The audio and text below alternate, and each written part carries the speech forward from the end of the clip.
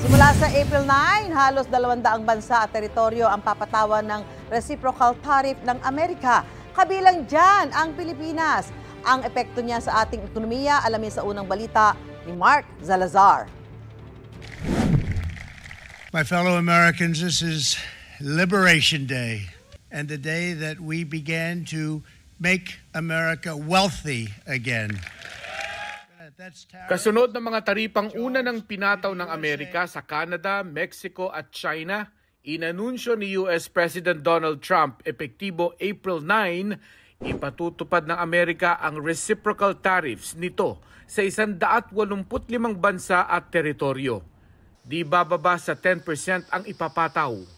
Pero para sa ibang bansa gaya ng China, 34% ang dagdag taripa bukod pa sa 20% na nauna nilang ipinataw.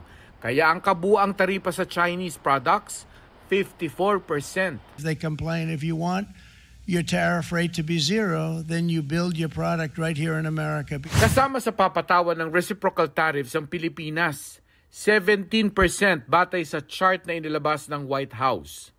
Sa datos ng Philippine Statistics Authority, $12.14 billion o 16.6% ng export ng Pilipinas noong 2024 napunta sa Amerika na top export trading partner ng bansa. Titingnan pa ng Malacanang kung ano ang magiging epekto nito sa mga industriya sa bansa. Pero ayon sa Department of Trade and Industry, maaaring hindi ganong katindi ang epekto ng mga bagong taripa kumpara sa ibang bansa sa Southeast Asia na pinatawan ng mas malaking porsyento. Gaya ng Cambodia, ng Lao PDR, Vietnam at Myanmar na nasa mahigit 40% ang taripa.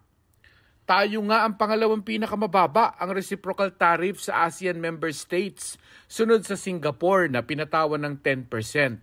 Halimbawa, dahil mas mababa ang taripa ng Pilipinas kaysa Thailand na nag-e-export din ng coconut, mas magiging competitive ang Philippine coconut exports.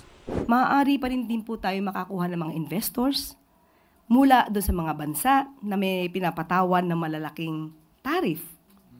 So maaari silang pumunta sa Pilipinas, dito sila magsagawa, mag-manufacture, dahil 17% lamang ang pinapataw sa atin. Ayon sa DTI, may mga ini-export din ng Pilipinas na exempted sa reciprocal tariff, gaya ng copper ores, integrated circuits at iba pa.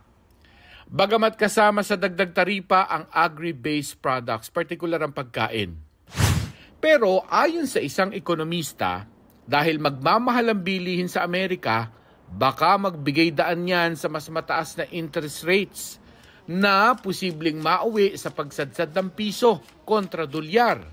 Como net importing country tayo, ang dami na nating ni-import, pati pagkain. Mas lalo na, nag-i-import tayo ng gasolina, no? Primary import yan. Kaya yung mga ini-import na yan na ginagamit natin, magmamahal. Pati mga dati na nating utang na dolyar ang ibinabayad, tataas. Pati nga yung mga utang na mga utilities na binabayaran sa ating electricity o water bill, dolyar din yan. At kapag tumaas ang bilihin sa Amerika, asahan ding bababa ang dollar remittances ng mga Pinoy sa Amerika. Ito ang unang balita. Mark Salazar para sa GMA Integrated News. Gusto mo bang mauna sa mga balita? Mag-subscribe na sa GMA Integrated News sa YouTube at tumutok sa unang balita.